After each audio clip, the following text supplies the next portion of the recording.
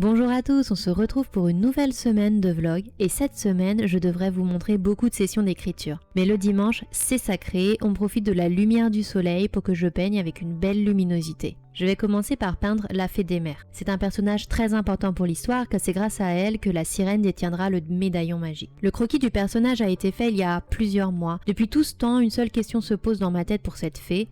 Quelle sera sa couleur? Et oui, la sirène est peinte en jaune, orange, rouge, qui sont des couleurs analogues, c'est-à-dire des couleurs qui se situent les unes à côté des autres sur la roue chromatique. Je voulais la distinguer énormément de la sirène, et pour cela, je voulais utiliser des couleurs froides. Mais il y a déjà beaucoup de bleu dans mes dessins à cause de l'océan. J'ai donc fait des tests sur Photoshop, de 4 fées différentes. J'ai hésité avec des couleurs complémentaires, c'est-à-dire une couleur et son opposé, en choisissant du vert d'eau, des touches de jaune. Pour finir, j'ai choisi des couleurs triadiques, c'est-à-dire 3 couleurs qui se situent à équidistance sur le cercle des couleurs. Si ça vous intéresse, je vous en dirai plus dans une autre vidéo. N'hésitez pas à me le dire dans les commentaires. J'ai donc choisi 3 couleurs qui ne contiennent pas les couleurs de la sirène, sauf pour le jaune, que j'ai voulu plus pur pour la partie des nageoires. Je vais donc avoir une fée avec du violet foncé, du turquoise et du jaune. Une fois mes couleurs prêtes à être peintes dans ma palette, je prends mes pinceaux. Comme vous avez pu le voir, je commence par peindre d'abord un premier croquis. J'ai choisi de commencer par le plus petit car je n'étais pas sûre de mes couleurs finales et je voulais pouvoir m'exercer sur un plus petit croquis et voir si ce choix me plaisait. Ça me permettait aussi de savoir le nombre de couches qui seront à appliquer pour avoir la bonne intensité de couleurs. Les couleurs me plaisent et je décide de laisser sécher le premier croquis et de passer au portrait principal de la fée des mers.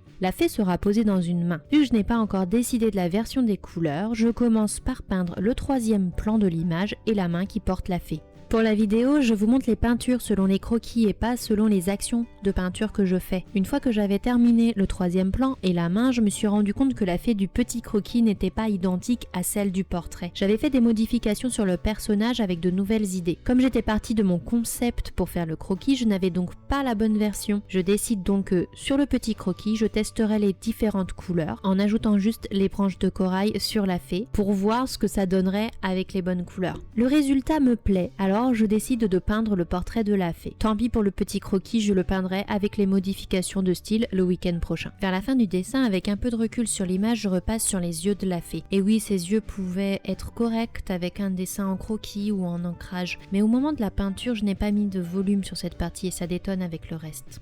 Pour une fois, le dimanche, je me suis concentrée sur toutes les étapes qu'il fallait que je réalise dans la semaine afin que quand je reprenne la peinture, le croquis ou l'écriture mardi, je sache exactement quelles actions sont à faire. J'avais donc prévu de me concentrer sur l'écriture et en fait, le mardi, j'ai commencé par faire de la mise en page. Comme vous pouvez le voir, je repasse sous Photoshop pour la mise en page. Je vous en avais parlé dans le vlog numéro 1. J'importe d'abord les photos que j'ai déjà prises en objet dynamique. Je retouche ensuite les différentes lumières pour que l'image sur Photoshop et mon écran ressemble à celle que j'ai sur mon illustration avec l'aquarelle. Pour une fois, je m'attaque à une double page que j'ai peinte et photographiée avec la même lumière. On peut déjà se rendre compte que les deux images n'ont pas du tout le même rendu. Une des deux, celle qui se situe à droite de l'image est plus foncée et celle de gauche a des clairs trop blancs. Dans ce cas, j'essaye de jouer avec les différents masques. Je fais des effets avec l'opacité, j'en ai dupliqué, j'ai essayé d'avoir plusieurs luminosités pour avoir un rendu à peu près identique. Après, je vais bien évidemment travailler sur un nouveau calque pour pouvoir effacer la ligne entre les deux feuilles. Ce soir-là, j'ai réussi à avancer sur plusieurs doubles pages et un tout petit peu seulement sur l'écriture.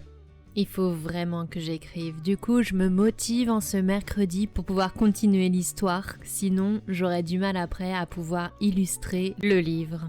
J'avais travaillé la semaine dernière pour vraiment reprendre les différentes étapes, donc j'explique tout ça dans le vlog numéro 2 et j'aborde le fait que j'ai changé certaines actions principales. Je reprends alors les différentes parties et doubles pages sur lesquelles je m'étais noté les modifications qui seraient à faire. J'avais noté en rouge les principales actions, je repasse dessus afin de pouvoir noter et développer les idées qui étaient notées derrière. Cette phase d'écriture me permet aussi de savoir combien de pages va faire mon livre, c'est-à-dire que je sais à présent qu'il va faire minimum 40 pages. Je pense aller au plus jusqu'à 48. Pour certaines idées, j'ai besoin d'un peu plus de temps pour réfléchir à ce que je veux vraiment pouvoir développer comme action. Donc je vais terminer ma journée en reprenant la mise en page. J'ai énormément peint les semaines précédentes, alors je peux vraiment me concentrer sur la mise en page de 3 ou 4 doubles pages que j'avais déjà faites en avance. Les actions sont à peu près identiques quand je mets en page, c'est-à-dire que je définis ma zone, je mets l'image, je la retouche, principalement en utilisant la courbe des couleurs, la luminosité et je vois les différents emplacements pour pouvoir mettre le texte et l'image. Avec la phase d'écriture que je venais de faire juste avant, je voulais savoir si le texte de 2 doubles pages que je prévoyais pouvait rentrer en fait sur une seule double page. Je trouvais en fait que la page suivante était peut-être inutile, du coup autant voir pour pouvoir avoir une seule double page. Et là on peut voir qu'avec tout ce texte ce n'est pas possible. Donc ma mise en page influe sur mon écriture et mon écriture va aussi influencer ma mise en page. Tous ces changements dans l'histoire et aussi toutes ces mises en page sur lesquelles j'ai pu avancer cette semaine font que mon carnet n'est plus du tout à jour. Je reprends donc l'histoire que j'avais déjà écrite et je mets en face les numéros de page et un petit peu la mise en page, ça me permet de savoir un peu où je vais. Une fois le carnet à jour, je me dis qu'il faut que je repasse sur un croquis parce qu'il y a une image que j'ai déjà inclue dans l'histoire qui ne me plaît pas. La sirène ne ressemble pas aux autres versions de la sirène que j'ai déjà créée, du coup je voudrais pouvoir la repeindre parce que les couleurs sont beaucoup trop foncées par rapport aux autres. Je reprends donc mes différentes images de la sirène déjà peintes et je crée mon croquis. Je repasse énormément sur mon croquis pour être sûre de l'anatomie. Le vendredi, je n'ai pas filmé parce que j'ai beaucoup travaillé plutôt sur l'histoire. Du coup, ce n'était pas intéressant vu que j'ai fait ça à peu près toute la semaine. Je reprends aussi l'image de la fée des mers dont je vous parlais en début de vlog. Avec l'illustration finale, je m'attaque au croquis. Je me base sur cette illustration portrait pour pouvoir voir tous les détails de cette fée des mers. Donc, on se retrouve samedi avec la peinture de plusieurs images.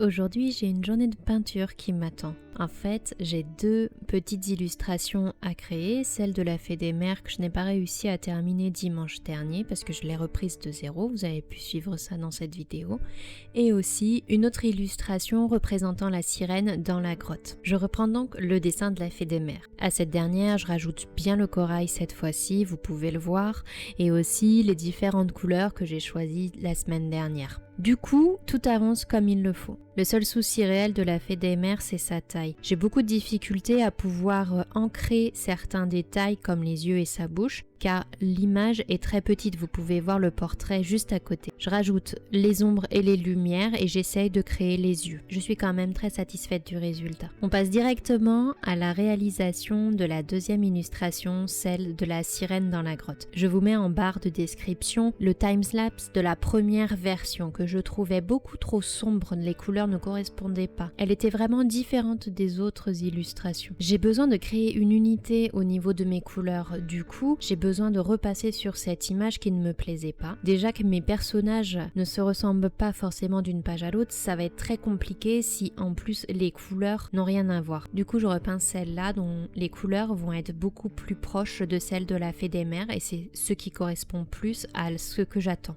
Cette illustration est très importante, je n'ai pas l'habitude de peindre des environnements, ce n'est absolument pas mon fort. Du coup, j'ai besoin de quand même développer l'univers de l'histoire et les environnements, c'est très important pour pouvoir projeter cet univers à la lecture. Donc j'essaye quand même de détailler. Je ne charge quand même pas la page de détails car il y aura le texte qui sera très important en haut à droite. Je veux que toute la page puisse contenir l'image, mais que la sirène reste le point de focal et d'attention de cette page. Je pense qu'il est grand temps de faire un petit peu le bilan de cette semaine. Et oui, s'en est passé des choses, c'est-à-dire que j'ai réussi quand même à avancer sur l'écriture et la mise en page et ça me rassure beaucoup parce que j'avais peur de ne pas réussir à me débloquer vis-à-vis des actions et des péripéties qui devaient se passer jusqu'à la fin. J'ai commencé à pouvoir un peu plus comprendre où je vais, quelle partie je souhaite développer. En plus, je commence à me projeter sur le nombre de pages et ça, c'est super. J'espère vraiment vous retrouver la semaine prochaine pour que vous puissiez continuer à suivre mes aventures. Et d'ici là, dites-moi en commentaire si vous avez un projet en ce moment. Plus tard.